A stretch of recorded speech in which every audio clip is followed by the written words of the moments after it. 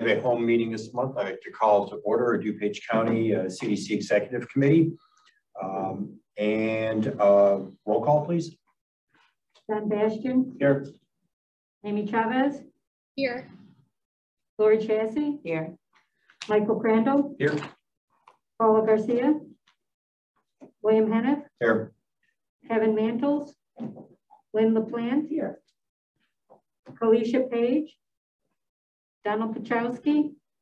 Julie Renahan. Here. James A. Here. And I'll go ahead and read this for the record.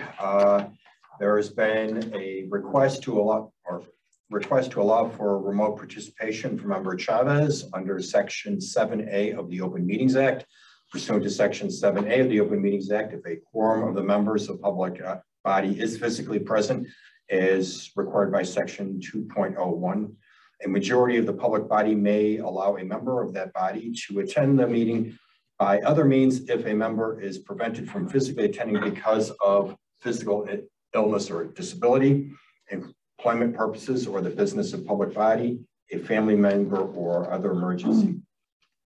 Is there a motion to allow Member Chavez to participate pursuant to Section 7A of the Open Meetings Act? So moved. Second. Okay. All in favor, say aye. Aye. Aye. Opposed? Okay. Thank you. So we've done the roll call. Public comment. Any public comment? Seeing, hearing none. Let's go to consideration of the minutes of the CDC Executive Committee for the regular meeting back on Tuesday, June 7th, 2022. So moved. Second. Okay. Roll call, please. Okay. Michael Crandall. Aye. Lynn LaPlante. Aye. Don Bastian. Aye. Amy Chavez.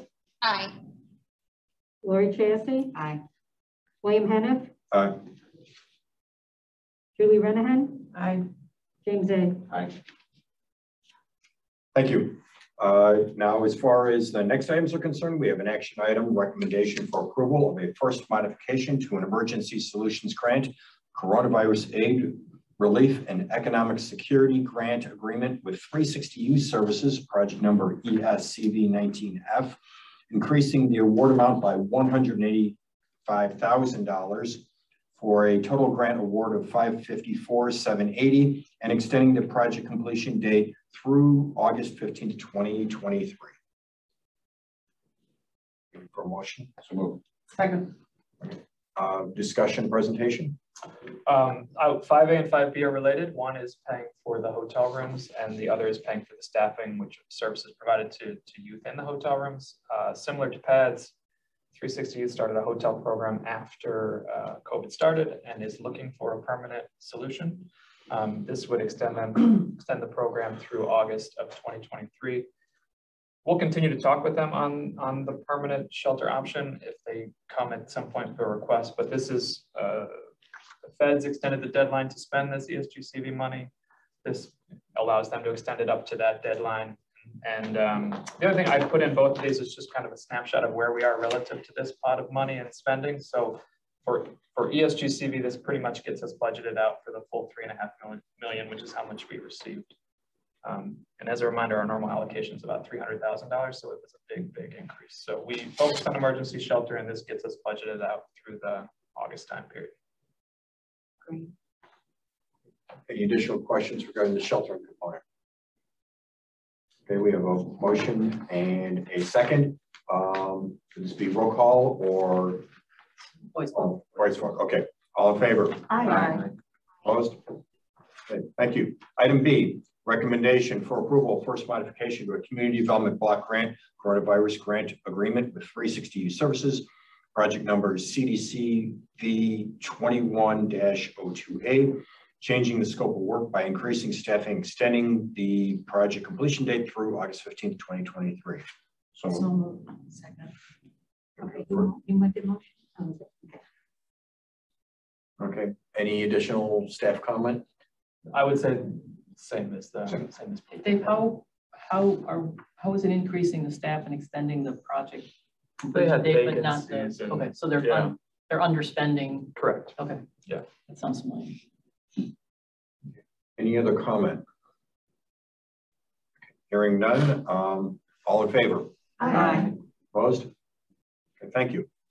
Item C, action item. Recommendation for approval to waive the application process Cdbg Capital and Neighborhood Investment Maximum Grant Policy for the potential community development block grant project with the Carroll Stream Park District CD 22-04 and increase funding by an additional $400,000. We have a first, second. Staff discussion first. I would say this is fortunate timing on behalf of the Carroll Stream Park District. So they came to this request for additional $400,000. Within a month of that, we had received another project notification that they couldn't move forward with a $400,000 project. So we're absolutely under no obligation to award this money. They applied for a state grant and they didn't get it. It's not that it's our responsibility to fill up for that hole. But this is a vetted project that was selected competitively. It's not the first time that someone has came and asked for additional funds, and we've provided that for other partners. And then the other point that I would make is timeliness. So this is a 22 agreement. This will be a 22 project. We don't have our funding from HUD yet, which means this actually won't happen until next year because we're going to miss this construction season, but this would be completed in 2023. The alternative to this would be to take the money and look at a B-list project from the last time we went out for a competitive cycle, which we could do. That would end up being a 2023 project, which would probably mean the money gets spent a year later. So the difference in when this money would actually go out the door from my grant management perspective is probably a year. And so I'm supportive of awarding this additional funding, getting the money back into a project as soon as possible. And I'm happy to take any questions on that or if there's any discussion on that, I'm happy to. Just to follow up, Carroll Stream doesn't have the money. If they don't get this, this project will go. Well, they said they would reduce the scope. So they would have so to drop it. It's about a $2 million project. They still have $1 million of their own money in there. So it's not that it's 100% grant funded through us. They would come up with a $1.6 million budget and determine what they wanted to cut. Service area for the park is significantly apartments and. There's a number of apartments right to the west of it. The census tract data. So we have to have it. We can't do any project in an area that's less than 40% low mod income. This is about 44.96%. And so we looked at about 6 census tracts that are in that immediate area in terms of the service area for the park. And there's no assurance that if this was rolled over to a B project, that would trigger a project to be done sooner rather than later. Well, and all the B-list projects are asking for more than 400,000. So I would first have to fill that gap between there, which is possible. We have projects that come in under, or we have admin dollars that get unspent. So that's a possibility. We'd also have to reach out to everyone and make sure they haven't started the project or make sure there's nothing's changed from the point that they applied. The three, just for transparency, the 3 B-list projects we identified were Addison, Villa Park, and Wheaton. Those were the next 3 on the list that scored. So we had 19 applications. I think 2 were deemed ineligible, 14 were put forward for funding, and 3 were B-list. So those were the other 3. But the earliest we could do that would be for a 2023 grant. Dominus Park's been on the radar screen with Carroll Stream for at least 15 years, at least. Yeah, it's a very important project. There's a lot of people in the surrounding neighborhood with mobility issues, and not only low mod income, but seniors as well. So I know this is very high in the Park District's priority list. And the village too. The village has been very supportive of this project from the beginning. This seems like a really good project that would serve and help a lot of people who would need this, right? And not to ask a leading question, but yeah, I mean, so we do things in 5-year cycles, and we set priorities in 5-year cycles, and there's higher priority items and lower priority items. Parks is not the highest priority item that we do, but that is baked into the score of the application. So you get more points if you're going after a high priority area. You get more points if you go after an area that's the highest low mod area versus a medium lower mod area. So that was, I guess, baked in the evaluation. They still scored high enough to move forward as a project. So there is some of that was already kind of factored in as we made our funding recommendations. So it's the criteria's already been met. We're only talking numbers. Yes. Okay. And they need exactly what was turned back by that someone is else. maybe the stroke of good luck. So the other project was an acquisition project. They were trying to require a home for a group home. They were not able to identify property, and they determined that they don't want to go forward with it. So they could have asked for an extension themselves, but they requested that we terminate. Wait, what was the total amount then? This is a request for additional 400. What was the? So they initially got 6. This would put it to $1 million in grant funds on a $2 million project. So it'd be 50% funded by us and 50% funded by the park district. Okay, and is that kind of within normal scope of?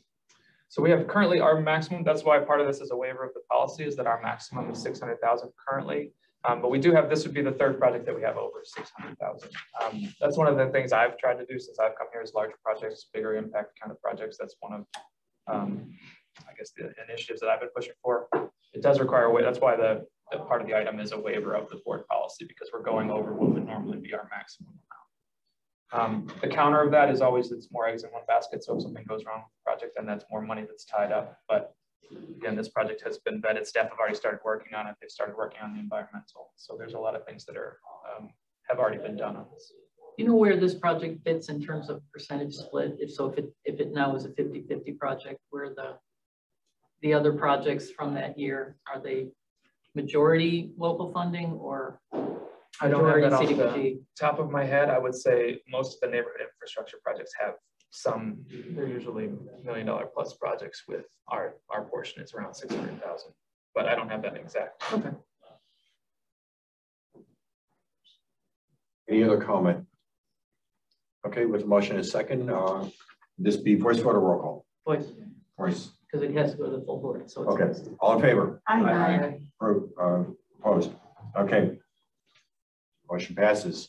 Next is an informational item, single family rehab program update and SFR 1754 funding overages. Staff comment?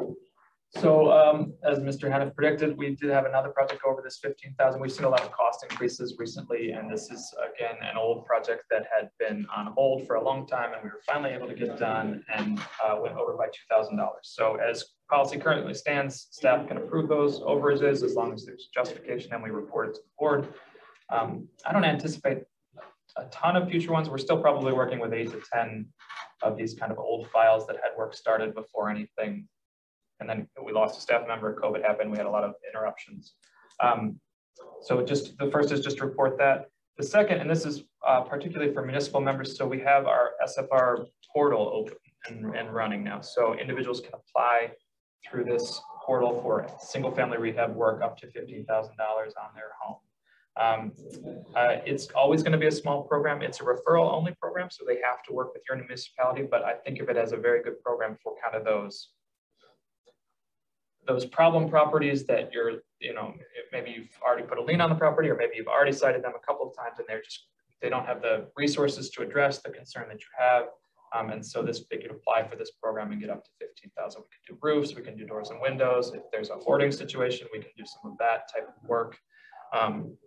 So the portal is basically the way the individual puts in their information to apply for this. They would require a letter from you as a municipality saying this person is working with us and they have this need and we're working with them. So I will be sending it out to all the full Community Development Commission, the link after this meeting, either later today or tomorrow. And then we'll have a little brochure put together too, so that you can have something in your office. But I'm hopefully, like I said, it's probably only going to be a 15 to 25 project a year kind of program. It's not going to be huge, but I'm hoping it's good for those kind of problem properties that come up. You guys are all familiar with that. Often you've been dealing with for many years. So hopefully it's a helpful solution to that. And I'll start by saying I want to thank the county staff for your diligence on getting this program going. I think there's some great possibilities there. So to everybody, all county staff that have been engaged in this and bringing Jake on board and actually having some of this work that's already been done, we're excited. We've already begun to open up some of the discussion with potential projects within the village of Lombard. And it's a great resource that we want to navigate. Keeping in mind that you have 15 to 25 possible projects is your capacity, but I think that this is a great entry into making the dollars available for the people that need it the most. Any other comment? Okay, well, thank you. Any other business? I have 3 and I'll try to be quick. Okay. One, I referenced this earlier, we still have no agreements for 2022, which means we missed this construction season. So all the 22 trip projects, including the Carroll Stream one, won't realistically happen until next summer. That's unfortunately often the case these days. It did not always used to be like that, but it has to do with the timing of the federal budget and when they actually can issue the awards out. 2 is just, if you'll recall, we reset our public service applications, and we will be accepting applications this fall. There's a mandatory meeting August 10th for anyone who's interested in applying for that. So information has been sent out about that, but just for the committee's purpose. And then the last one, Member LaPlante had asked about accessibility regarding some of our funding in the past and affordable housing. So I just did look up, we have, in terms of CILAs and group homes over the last 20 some years, Martin, is what we looked at. We've invested in about 31 different unique addresses with about $8.5 million in CILA and group home. They used to call it group homes, now I think it's called CILAs.